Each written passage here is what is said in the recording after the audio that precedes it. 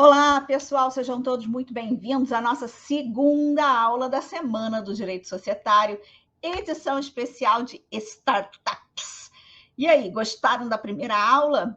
Prontos para a gente falar hoje sobre constituição de sociedades e todos os riscozinhos que a gente vai olhar hoje para a gente não cometer mais esses errinhos? Então, vamos embora, né?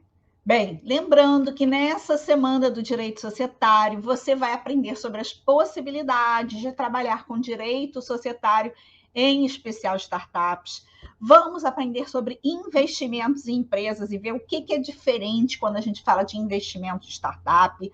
E vamos também, se você assistir todas as 5 aulas, você vai ganhar uma aula bônus, onde você vai poder traçar o seu plano para ganhar os seus primeiros 10 mil reais no direito societário, seja obtendo uma posição nessa área, seja captando seus próprios clientes. Lembrando que a Semana do Direito Societário começou ontem, ela vai até sexta-feira. Todos os dias, às 8 horas da manhã, você recebe no seu e-mail uma aula. Às 14 horas, a gente libera o material complementar. Se você ainda não baixou o material complementar da aula de ontem, corre lá e baixa, porque ele fica disponível por tempo limitado, tá? À noite, todos os dias, nós temos lives com convidados para a gente falar na prática, rever o assunto, tirar dúvidas. Então, eu te espero no Instagram às 18 horas. Fique atento ao seu e-mail e ao grupo de WhatsApp, porque dentro do grupo do WhatsApp a gente lembra você das aulas, lembra para você baixar os materiais e também quem tiver no grupo do WhatsApp vai receber os slides das aulas, tá bom? Isso é benefício exclusivo para quem tiver no WhatsApp. Ontem nós falamos sobre carreira societária e oportunidades envolvendo startups. Hoje nós vamos aprender a constituir uma sociedade e aplicar isso a uma startup. Amanhã, como assessorar um investimento passo a passo. Na nossa quarta aula, a aula de quinta-feira, nós vamos falar sobre contratos de investimento. E na nossa última aula, vamos falar sobre acordos de sócio. A aula 6, que é bônus, é só para quem anotar os 5 códigos das 5 aulas e mandar para a gente, porque aí vai receber essa aula bônus para você poder assistir e reassistir quantas vezes você quiser. Vamos lá. Como vocês sabem, nossas aulas ficam disponíveis por 24 horas, mas se você quiser manter a gravação das aulas para assistir quando e onde você quiser, você pode fazer um upgrade para o nosso acesso premium por apenas R$ 49. E no acesso premium você também consegue emitir o seu certificado de participação, além de ganhar um curso de introdução às fusões e aquisições no valor de R$ 197, que ele vai ser incluso no acesso premium por R$ 49, viu? Chame os seus amigos para participar. É muito bom a gente dividir conhecimento com os amigos e você com certeza vai estar acrescentando valor na vida dos seus amigos, tá bom? Nosso aviso de hoje, nós temos um curso que se chama Societário Total. Ele é um curso de certificação e capacitação profissional na área de direito societário e fusões e aquisições. Várias vezes durante as aulas a gente vai mencionar algumas coisas do curso e ao final da semana de direito societário eu te digo que se você quiser continuar com a gente e dar o próximo passo, será muito bom receber você na nossa certificação. Hoje, o que você vai aprender? Constituição de sociedade. Na prática e na teoria, será que é a mesma coisa? Será que se eu ler o livro eu consigo fazer? Diferenças da SA para limitada, como é que a gente faz para escolher e orientar o cliente para escolher o tipo certo societário e quais são os cuidados que você tem que ter para constituir uma startup. Por que isso é importante? Você tem que saber qual é o tipo societário certo para indicar para o seu cliente. A constituição é o primeiro passo, o primeiro trabalho societário que a gente pode fazer com uma empresa. E constituir uma sociedade, como você verá hoje no fim da aula, e eu vou provar para você, não é usar o modelo padrão da junta comercial. Então, Por onde nós começamos, né? Na Semana do Direito Societário, vamos começar pelo primeiro passo societário, que é constituir uma empresa. A gente tem que saber que, assim, o societário ele tem uma gama desde assuntos mais simples, como o societário de dia a dia, até assuntos mais complexos, que envolvem, por exemplo, você fazer defesa de administradores de companhias abertas na CVM. Então, a gente vai começar pelo mais básico, assim, que é o societário do dia a dia. E, para isso, eu escolhi a gente falar sobre constituição, para se você tiver um amigo que quer fazer uma startup, você saiba orientar ele sobre como fazer isso, tá? Então, qual é a diferença entre a sociedade limitada e SA? A limitada é uma sociedade mais simples, não é uma sociedade apta a acessar o mercado de capitais e, mais do que isso, ela é uma sociedade onde a gente geralmente não usa estruturas de governança complexa. Então, se você precisa ter, assim, ações com ou sem voto, quóruns diferenciados, regras muito complexas de administração, a gente indica que você use a SA. Se você tiver, não, uma coisa mais simples, com pouca complexidade, não tem, assim, um acordo de acionistas complexo, você pode fazer uma limitada, porque, inclusive, você pode fazer um acordo de cotistas, tá? Agora, mesmo nos casos em que você tem uma estrutura mais complexa, geralmente, eu não recomendo você constituir como SA. Por quê? Para você constituir uma sociedade como SA, você tem que depositar no banco 10% do capital inicial dessa empresa. E até aí não seria um problema, só que você vai depositar um valor de uma empresa que ainda não existe. Então, gente, os bancos se enrolam absurdamente para conseguir fazer esse depósito. Então, normalmente, eu recomendo que você faça ela como limitada e depois transforme em SA. A não ser que seja uma coisa mais urgente, que realmente você precisa da SA agora, aí você vai direto para SA. Para investidores estrangeiros, nunca constitua como SA. Por quê? Porque como é que esse investidor estrangeiro vai mandar o dinheiro para cá para você depositar aquilo ali se você não tem ainda os registros da sociedade? É um caos. Dá para fazer? Dá, mas é um caos. Então, por favor, lembre-se dessa regrinha. Se for investidor estrangeiro, sempre constitui como limitado, tá bom? Então, gente, começando pelo mais simples, as sociedades limitadas, a gente diz que as partezinhas do capital delas são chamadas de cotas, portanto, os donos são os cotistas, ou seja, os sócios da sociedade são os cotistas. E o nome do documento que rege essa sociedade é o contrato social. Esse contrato social, ele é arquivado no RCPJ ou na junta comercial, dependendo se a sociedade é empresária ou não, e todo o conteúdo dele é um conteúdo público, né? O que é público? Qualquer pessoa pode chegar lá e tirar uma cópia, uma certidão do seu contrato social. Então, como o nome dos cotistas está no contrato social, necessariamente, o nome desses cotistas, desses sócios, é uma informação pública, tá? Então, se você não quer que ninguém saiba que fulano é sócio da sociedade, você precisa fazer uma SA, porque na SA você não precisa deixar na junta comercial o nome dos sócios, tá bom? Na SA, a SA a gente pode chamar ela também de companhia, né? Então, sociedade ou companhia. As partezinhas do capital são chamadas ações e os seus detentores, os sócios acionistas. O nome dos acionistas não está no Estatuto Social, que é o documento que rege essa sociedade. O nome dos acionistas só vai ficar no livro de ações. Portanto, se você tem aí uma sociedade que você não quer que ninguém saiba o nome dos seus donos, o tipo societário mais indicado é a SA, tá? Embora elas sejam uma minoria, a sua lei e a sua doutrina são bem mais robustas e por isso dão para a gente um conforto maior, uma segurança maior para fazer estruturas mais complexas.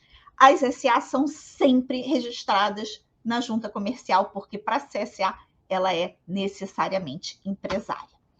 Na administração, a administração da limitada, a gente chama, né, quem pode assinar, representar a sociedade de administrador. Esses administradores podem ser sócios ou não, e eles podem ou não ser nomeados no contrato social.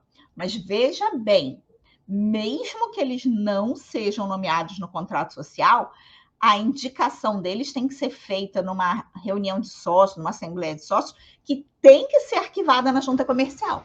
Então, o nome dos administradores é sempre uma informação pública. Aliás, tanto na SA quanto na limitada, tá bom?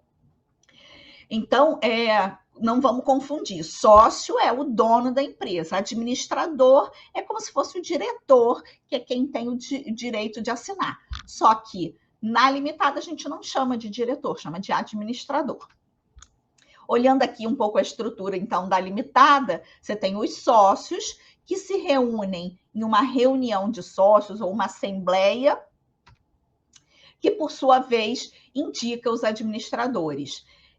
Esses administradores podem ou não estar no contrato social. E uma pergunta que eu recebo várias vezes é: mas, Fernanda, a limitada não pode ter um conselho de administração como na SA?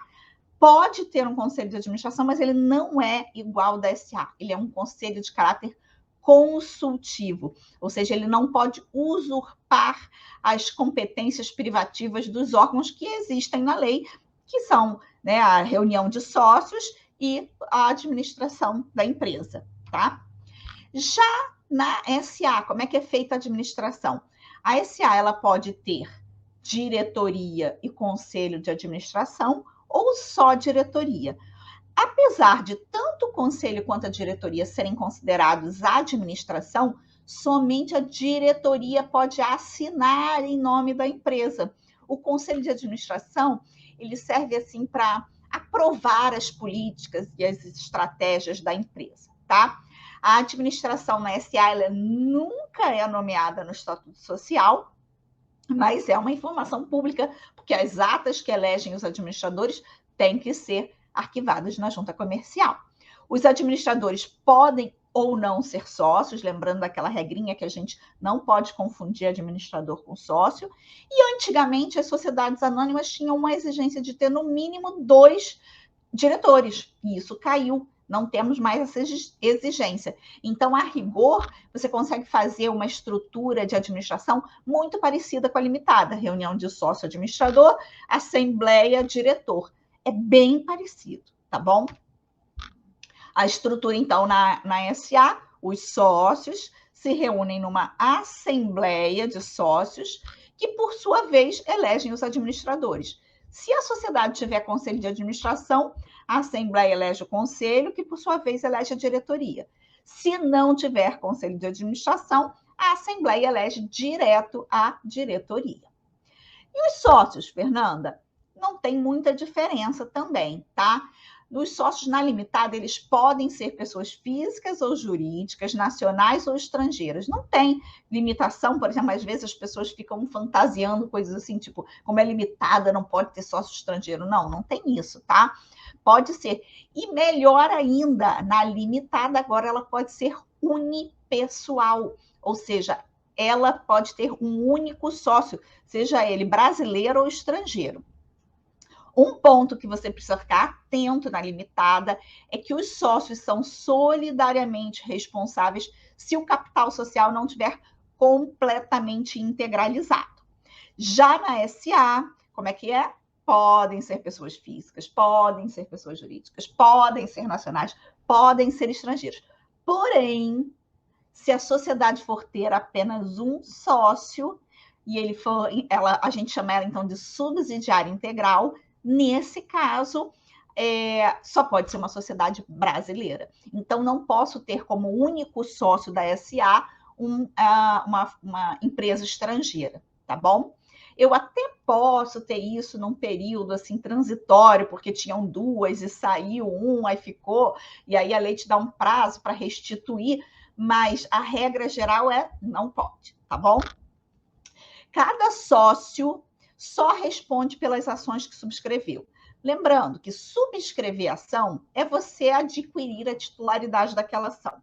integralizar uma ação é pagar por aquilo que você comprou, né? Se na limitada você compra e não paga, se algum dos sócios não paga, todo mundo fica responsável junto. Na SA, não. Se um dos sócios não paga a parte dele, cada um só fica responsável pelo seu pedacinho. Você não fica responsável pelo capital não pago dos outros sócios, tá? Voto.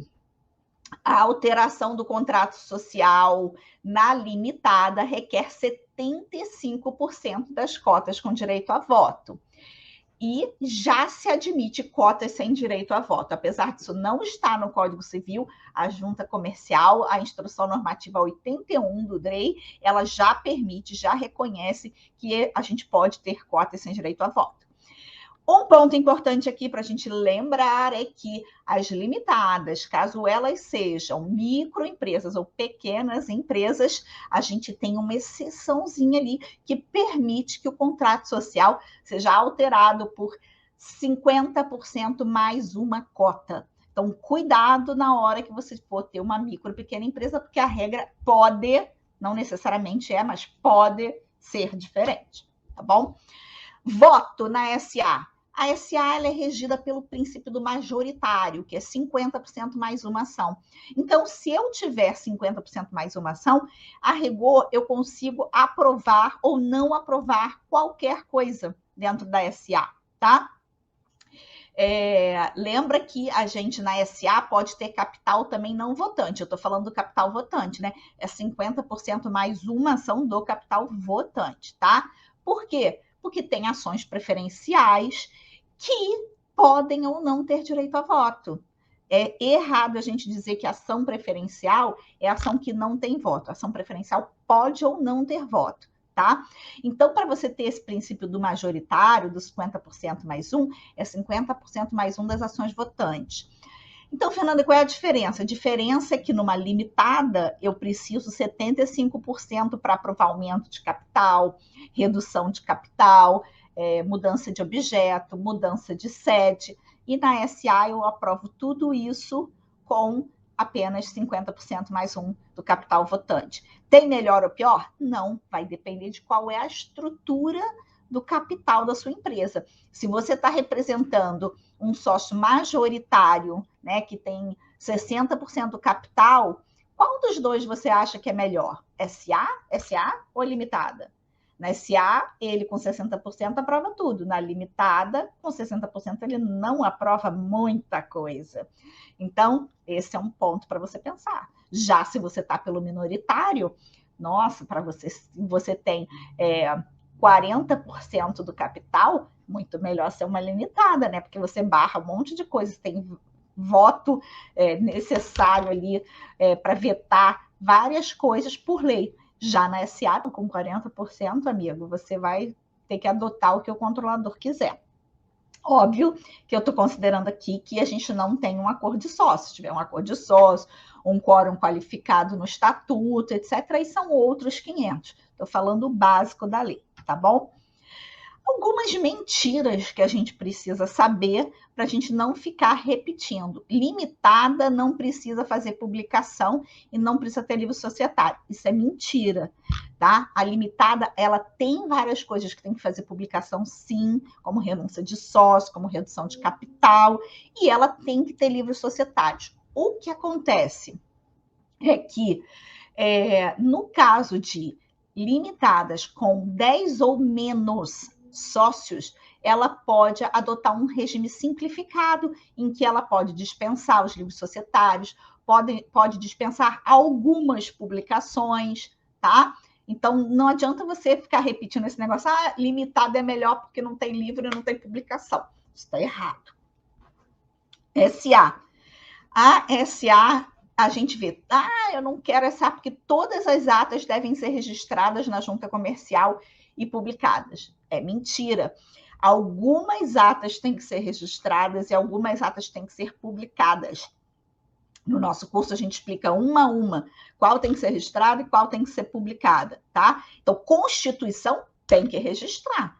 Agora, outras outras deliberações, talvez você não precise registrar na junta e talvez você não precise publicar, tá bom? Vantagens da SA. Então, se você tem uma estrutura de governança, com conselho, com voto qualificado, com reunião prévia, com uma coisa mais, assim, com mais substância, a gente realmente recomenda que você vá para a SA, porque aí você tem doutrina, tem a lei, tudo mais, né, com mais robustez para aguentar aí qualquer questionamento. Na limitada, por sua vez, as vantagens são poucas publicações são exigidas. Lembra, gente, que agora, mesmo na SA, mesmo no que é exigido publicação, a gente tem a questão da publicação eletrônica, tá? Não esquece desse detalhezinho. Então, na limitada, são poucas publicações exigidas e os livros societários podem ser dispensados. Então, essas são as vantagens de cada um desses tipos. E as desvantagens, Fernanda? Na SA, publicidade dos atos. Isso quer dizer o quê? Mesmo com as publicações eletrônicas, a gente tem que publicar vários atos na SA, inclusive as demonstrações financeiras. Isso quer dizer que o seu concorrente pode ficar sabendo das informações financeiras da sua empresa, e isso não é legal. Já na limitada, eu trouxe aqui duas desvantagens. Uma, a questão do controle, requerer 75%, se você for um controlador com 60%, isso não é bom. E a possibilidade de expulsão do sócio minoritário. Então, também, se você for um minoritário, a limitada tem um risco para você, tá bom? Então, Fernanda, muito bem, já entendi as diferenças, mas então qual delas que eu uso? Qual que a gente usa geralmente para startup? Vamos lá, vamos recapitular? Quais são as diferenças para a gente orientar o cliente? Vai ter uma complexidade de governança? Geralmente, quando a gente constitui uma startup, no início ela não tem uma estrutura de governança complexa. Só depois que ela recebe investimento, que a gente faz um acordo de acionistas mais robusto e tudo. Então, é possível, então, você constituir ela como limitada. E quando você tiver uma estrutura mais complexa, você adota uma SA, tá bom? Mas a regra é complexa, SA, é simples, limitada. Acionista minoritário, cuidado com a expulsão na limitada. Se você for acionista minoritário, a gente vai falar mais para frente, tem que deixar muito bem regulado no contrato social as hipóteses de expulsão, o valor da apuração de haveres, tá bom? Para o controlador, com menos de 75%, cuidado com a limitada, porque se você não for uma micro ou pequena empresa, você vai ter que ter 75% para aumentar, reduzir o capital, mudar o objeto, mudar a regra de administração, mudar a regra de distribuição de lucro, tá bom? Debêntures, se eu for emitir uma debênture, é melhor eu optar por uma SA. Falar, Fernanda, uma debênture é uma coisa muito lá longe, né? O que é debênture? É um título de dívida. E ele é muito usado em startups, tá? Por quê? É um título em que o investidor entra na sociedade como se ele fosse um credor, né? Como se fosse uma dívida bancária, entendeu? Mal equiparando, assim. E depois ele converte essa dívida em capital e passa a ser acionista. Esse é um mecanismo muito usado em startup, mas ele só é permitido em SA. Existe ainda muita discussão, já tentaram mudar a lei, mas ainda não passou de trazer as debêntures para as limitadas também, tá? E, por fim, os custos, que para mim, sinceramente, é o fator menos importante, porque a diferença de custo de uma SA para uma limitada é muito pequeno se você for ver o impacto dessas outras questões que a gente falou acima, tá? Então, mas respondendo a pergunta inicial, o que é mais comum para uma startup? Usar uma limitada, tá? Geralmente a gente começa a startup como limitada, constitui ela como limitada, e depois, lá na frente, quando vão entrando novos sócios, a gente precisa fazer aquele acordo de acionistas mais poderoso, aí a gente transforma ela em SA, tá? Então, nós vamos constituir como limitada e depois transformar em SA quando for receber o investimento. Então, em princípio, nós vamos usar uma limitada, mas antes disso, nós temos que fazer uma reunião com o nosso cliente para entender a estrutura da empresa, né? E eu trouxe para você aqui uma listinha de perguntas para você fazer para o seu cliente.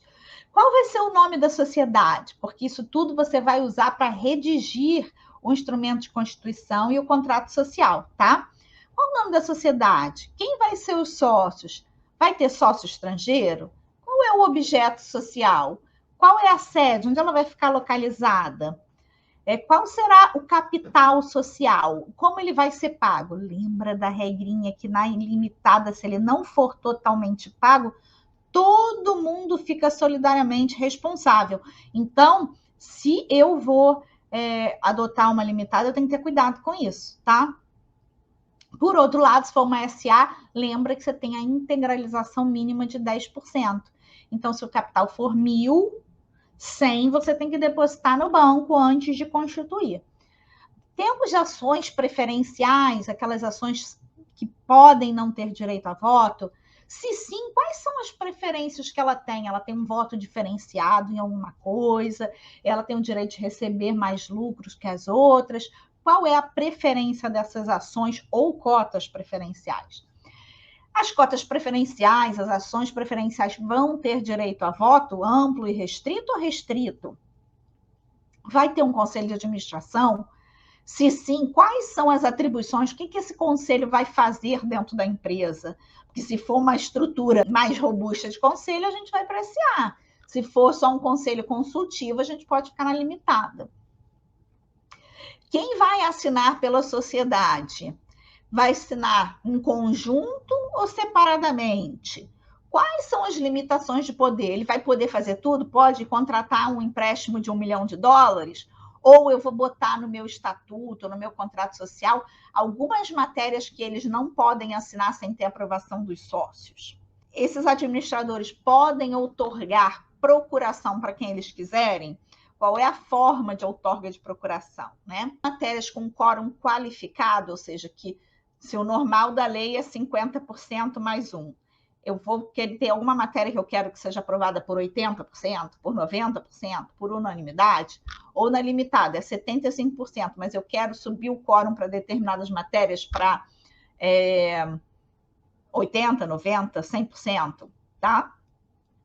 Quais são as matérias que eu quero subir a quantidade de votos necessários para aprovar?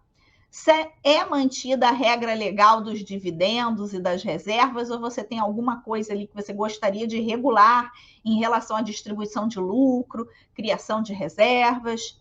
Vai ter um conselho fiscal? Ele vai estar instalado? Não vai estar instalado? E, por fim, uma coisa que eu vejo muito erro, que é a questão de foro, tá? Na hora que você vai escolher como resolver as disputas societárias referentes àquela sociedade, muita gente vai na onda e coloca arbitragem. Porque a arbitragem é mais rápida, a arbitragem é mais barata e tudo. Só que o que eu vejo, a arbitragem, gente, se o valor da disputa não for muito alto, não vale a pena entrar na arbitragem, porque a arbitragem tem um custo enorme de câmara, de árbitros, além dos advogados. Então, se você não tiver uma empresa muito grande, eu sugiro você não colocar arbitragem, você colocar foro. Lá na frente, depois que a sua empresa tiver uma robustez, você bota arbitragem, porque senão é a mesma coisa de que ter o direito e não levar, porque se você não consegue ter o dinheiro suficiente para entrar com a arbitragem, para exercer seus direitos, de nada adianta tê-los, não é mesmo? Então, esse é um ponto aqui bem prático para vocês observarem. Então, muito bem, já fizemos a nossa reunião com o nosso cliente, já sabemos o que temos que escrever no contrato social, no estatuto social, agora vamos constituir. Eu separei aqui o material para a gente construir uma limitada. Por quê? Porque a grande maioria das startups usa a forma de limitada no momento da constituição. Então, a primeira coisa é a gente fazer a busca prévia do nome, para ver se não tem coincidência. Não pode ter 2 nomes iguais no mesmo estado, tá bom? Então, você faz a busca prévia, redige o ato constitutivo com base em todas as informações que você obteve na reunião com o cliente. Aí você lembra que se tiver algum sócio estrangeiro, você tem que pedir para esse sócio estrangeiro mandar para você procuração para um residente no Brasil, que seja notarizada, consularizada no país de origem. Depois ela tem que chegar aqui no Brasil, tem que ser traduzida por tradutor juramentado, registrada no RTD, depois registrada na junta. Então, essa saga da procuração do estrangeiro, ela leva tempo. E levando tempo, gente, a gente indica que você faça ela com pelo menos 1 mês de antecedência, tá bom? A inscrição no Banco Central, você vai precisar escrever o sócio estrangeiro e a própria sociedade investida no Banco Central, para que eles possam receber, um para que possa enviar e o outro para que possa receber o dinheiro. Aí você vai obter as assinaturas e arquivar os atos constitutivos na junta comercial, se for uma sociedade empresária, e no RCPJ, se a sociedade for uma sociedade simples, tá? Lembrando que a eleição de administrador, ela pode ser feita no contrato social, no ato separado, mas você tem que, naquele momento, eleger alguém, senão a sociedade não vai ter ninguém para assinar por ela, não vai ter alguém para representá-la, tá? Lembrando que, se você não dispensar os livros societários, você precisa registrá-los na junta comercial, e a Constituição da Limitada não requer publicação. Uma coisa importante é lembrar que o instrumento de constituição precisa de um visto de advogado, tá? Está na Instrução Normativa 81 do DREI. O contrato social deverá conter o visto de advogado com a indicação do nome completo e o número da inscrição da seccional na Ordem dos Advogados do Brasil. Muito bem, fui lá, constituí. O que eu constituí, gente? Registrei na junta. O registro na junta ou no RCPJ, ela é o ato que caracteriza a constituição da empresa, tá? E aí, automaticamente, 2 dias depois, sai o nosso CNPJ.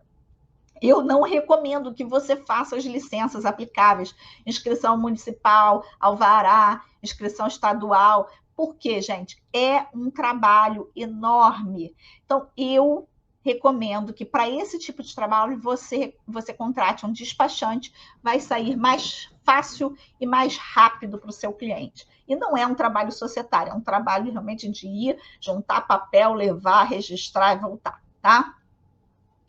Cheque se o seu cliente quer registrar marcas ou domínios. Porque, gente, uma vez que eu arquivo o meu nome, o meu contrato social na junta, eu tenho proteção daquele nome empresarial para fins de não ter outras sociedades com o mesmo nome. Isso não me dá, porém, o direito de usá-lo como marca. O que dá para a gente o direito de usar como marca? O registro de uma marca, que pode ser um nome ou um nome junto com uma figura, no INPI. Então, não deixe esse furo. Já fala para o seu cliente, você quer registrar a marca também? E se você só registrar o nome, eu vou dar um exemplo. Conexão Legal Treinamentos Limitada. É o nome da sociedade, tem uma proteção estadual.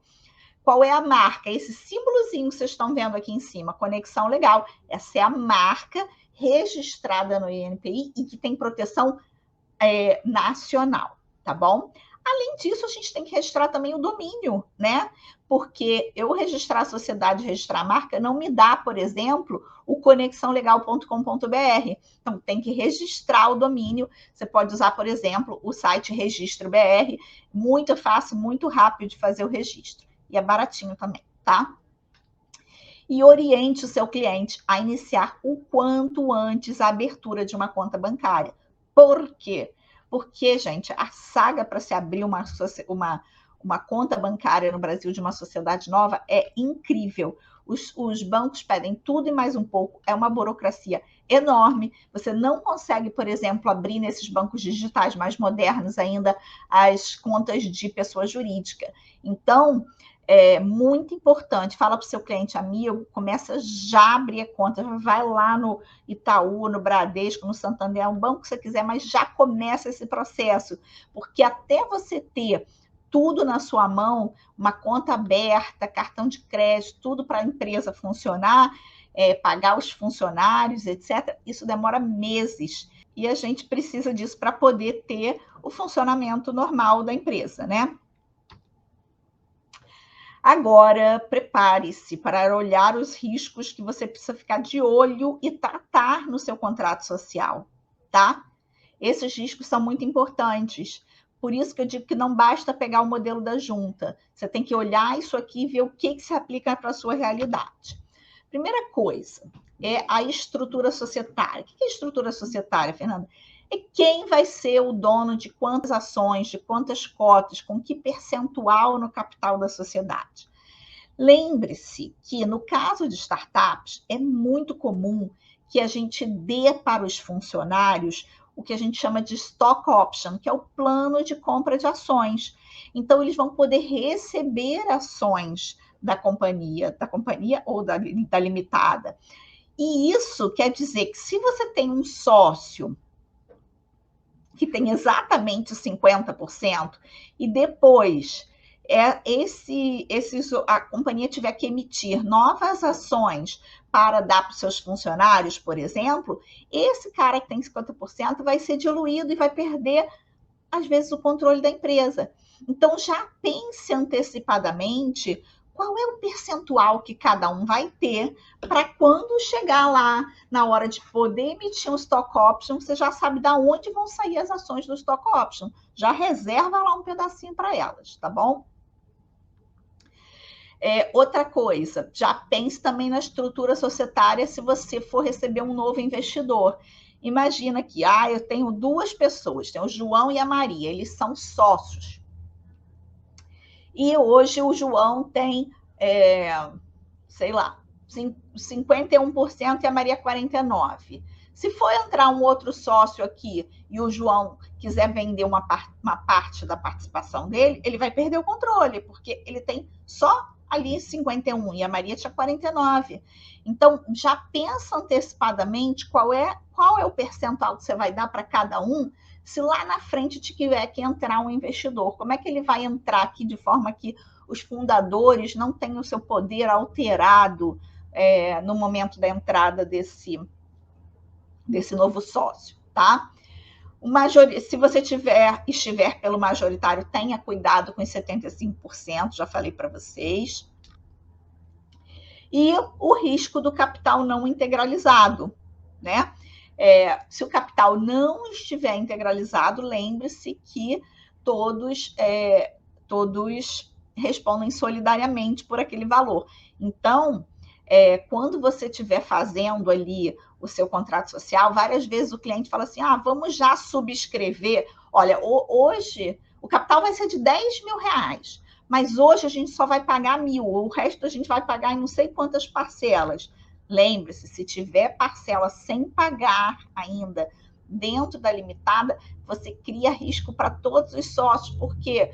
Porque independente de você ter pago a sua parte ou não, você fica responsável com a parte dos outros, tá bom? Então, muito cuidado com o capital não integralizado na limitada. E outra coisa que eu também ouço muita pergunta, como é que eu posso pagar o capital social? Posso pagar em serviço?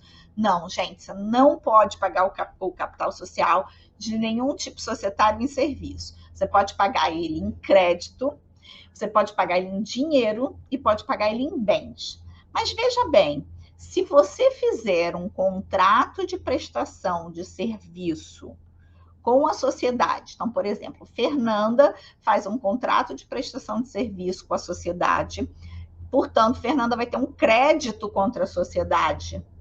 Esse crédito eu posso usar para integralizar o capital. Então, tem sempre formas da gente fazer as coisas, mas só fique atento, porque é vedada a integralização do capital com prestação de serviço. Outra coisa que você precisa colocar no seu contrato social é o que acontece se um sócio quiser vender as cotas dele. Ele pode vender para terceiros, tem que pedir consentimento, tem que dar um direito de preferência. A nossa lei não dá, nem na limitada, nem na SA, um direito de preferência para, se um sócio quiser vender, os outros poderem comprar a participação dele. Não está na lei isso. Então, se você acha que isso é um ponto importante, você tem que colocar dentro do seu contrato social, tá bom? Então, se qualquer sócio quiser alienar a participação dele, primeiro ele vai ter que oferecer para os outros sócios. Primeiro vai ter que obter o consentimento. Cuidado com o consentimento, eu não gosto muito do consentimento, porque a gente tem lá o artigo 5º da Constituição Federal, que diz que a gente não pode permanecer associado contra a nossa vontade, tá bom? Mais riscos para você, advogado, lembrar o seu cliente que ele não deve contratar o contador para fazer esse contrato social. Distribuição de resultados. Cuidado, se você é minoritário, veja as cláusulas que falam sobre o percentual do lucro. Uma das coisas que eu mais vejo discussão aqui, que os alunos trazem para mim, são sociedades em que um queria distribuir desproporcional e o outro não queria, ou então eles faziam desproporcional e mudam de ideia. Deixa muito claro no contrato social qual é o percentual do lucro para cada sócio. Não há obrigação de que, se você tem 50% do capital, você vai receber 50% do lucro, tá? Escreve lá no seu contrato social: eu tenho 50% e vai ter uma distribuição proporcional ao capital. Pronto, aí tudo bem. Ou então, eu tenho 50%, mas o acordado é que eu vou ter 90% dos lucros, tá? Outra coisa, a possibilidade de distribuição antecipada de lucros. É sempre bom você botar uma cláusula de como é que você vai fazer essa distribuição antecipada, se você pode tirar balanços no meio do caminho e distribuir, e se você distribuir depois a sociedade não tiver lucro, como é que você vai fazer, tá bom? Impedimento de oneração das cotas. É comum a gente escrever em limitada que os sócios não podem dar as cotas como garantia de dívidas que eles tenham, tá? Por quê? Porque aí você evita de virem terceiros que não tem nada a ver com a sociedade, para essa sociedade que é considerada uma sociedade de pessoas, né, que tem ali um vínculo, um affectio societatis, né, que é o vínculo entre as pessoas. Então, você inclui lá a cláusula de impedimento de oneração de cotas, tá? Mais riscos para você pensar: exclusão de sócios. Se você estiver como advogado do sócio minoritário, cuidado, é importante que você preveja no contrato social quais são as hipóteses de falta grave que dariam ao majoritário a possibilidade de excluir o sócio minoritário. Por quê? Você não quer ficar ali no subjetivo, né? Isso é muito importante, que o contrato social diga exatamente o que é inegável fato de gravidade, o que é fato de inegável gravidade e o que não é sujeito à exclusão. Além disso, a gente quer também que esse contrato social tenha os parâmetros para averiguação da apuração de haveres. Ou seja, se tiver algum problema ali e tiver que um dos sócios sair, como é que vai calcular o valor da participação dele? Já preveja isso no contrato social, tá? Livros e publicações, eu expliquei para vocês, se a sociedade tiver 10 ou menos sócios, a gente pode dispensar os livros e a maioria das publicações, como, por exemplo, a publicação de convocação de assembleia, né? Então, é importante você botar no seu contrato social a isenção de adotar a regra da assembleia. Por quê? Vamos lá. No nosso Código Civil, ele diz que os sócios da limitada vão se reunir em assembleia e tem um monte de regra para essa assembleia acontecer. Só que se a sociedade tiver 10 ou menos sócios, ela pode, em vez de adotar a assembleia, adotar reunião e assim, regular como ela quiser essas reuniões. Então, se você tem menos de 10 sócios, quase todas as limitadas têm menos de 10 sócios, não esquece de tirar a parte da assembleia e regular como é que vai ser feita a sua reunião. Não precisa publicar convocação, não precisa ter livro societário, pode fazer uma coisa bem mais simples, tá bom? Mais riscos para a gente pensar. Aí aqui eu já vou para um risco que vai adiante, né, durante a existência da sociedade. Cuidado com o que diz o seu contrato social sobre quórums de aprovação. Veja sempre se o ato que está sendo realizado, ele está sendo aprovado na forma do contrato social. Por quê? Senão lá na frente você pode ter atos que foram realizados sem as devidas aprovações e que geram disputas societárias. Então, uma coisa que eu sempre recomendo é que você explique muito bem para o seu cliente quais são os atos que precisam de aprovação, qual é o quórum necessário para essas aprovações, tá? E a reunião anual de sócios, né? Que muita gente acha que não serve para nada, que aquilo ali é só a lei botou ali que uma vez por ano os sócios têm que se reunir para aprovar as contas da administração. Porém, pessoal, sócios brigam. Mesmo quando eles são irmãos, eles brigam e dá problema. Então, é muito importante todo ano fazer a reunião anual de sócios, mesmo que seja uma limitada. Por quê? Porque aí você aprova as contas da administração, você aprova as contas daquele ano e os administradores ficam, então, isentos de responsabilidade em relação às contas daquele ano, tá? Então, faça a reunião anual de sócios, mesmo que seja dentro da família, tá? Por fim, o acordo de sócios. É muito importante a gente fazer acordo de sócios, tá? Sempre que a gente não tiver 100% de uma sociedade, eu recomendo fazer o acordo de sócios, tá? Pode até botar ali, por exemplo, aquela questão do, como é que chama? Do direito de preferência contratual dentro do próprio contrato social? Pode. Mas a partir do momento que você vai tendo coisas mais complexas, eu recomendo botar isso num acordo de sócios, que esse acordo de sócios ele não é público, ele fica arquivado lá na sede da companhia, ninguém sabe o conteúdo dele. Então, para ter regras confidenciais, a gente bota isso num acordo de sócios, tá? Então, lembrando, acordo de sócios não se registra na junta. Acordo de sócio pode ou não ser mencionado no contrato social que há um acordo de sócios, não é obrigatório. Então, muita gente fala assim, mas como é que eu vou descobrir se tem um acordo de sócio? Você vai ter que perguntar, porque não tem na limitada nenhum lugar onde você consiga ir lá e ver se tem ou não tem um acordo de sócios, tá? Então, tem que perguntar na companhia não, que é a sociedade. Na sociedade, para os sócios, etc., se há ou não há um acordo de sócios que rege ali a relação dos sócios daquela sociedade. Muito bem, com isso nós concluímos a aula de hoje.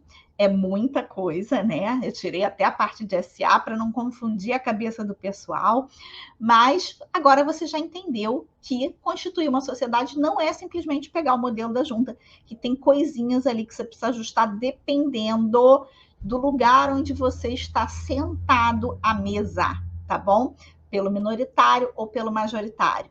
Tem uma frase muito boa que é aquela que no direito privado tudo que não é proibido é permitido. Então, você tem uma ampla esfera para poder regular o que você quiser nesses contratos. E por isso precisa ser feito de forma muito bem feita para não dar problema depois que a sociedade já estiver funcionando, tá bom? Amanhã a gente vai falar sobre o próximo passo. Sabe qual é o próximo passo? Depois de constituir a sociedade já está acontecendo, né? Você já está lá, ó, já está fazendo as reuniões de sócio no dia a dia, cuidando do societário da empresa. O próximo passo é se tudo der certo, essa empresa recebeu um investimento. É isso que a gente espera das startups, né? Receber investimentos. Então, amanhã nós vamos falar sobre o passo a passo para receber o tal investimento. Lembre-se que essa aula fica disponível por somente 24 horas e o nosso endereço é conexãolegal.com.br/aulas-soc. Você recebe no seu e-mail ou pode acessar aqui direto na nossa plataforma. Lembrando que se você quiser ter acesso a essa aula depois de 24 horas, aí você precisa subscrever o nosso acesso premium, né? Fazer um upgrade, e por apenas R$ 49,00 você recebe todo o material, certificado de participação, sessão de perguntas e respostas, VIP, é um monte de coisa para você ver aí. E tem o curso de fusões e aquisições, uma introdução às fusões e aquisições, que é vendido a R$ 197, que também está incluso aqui no acesso premium.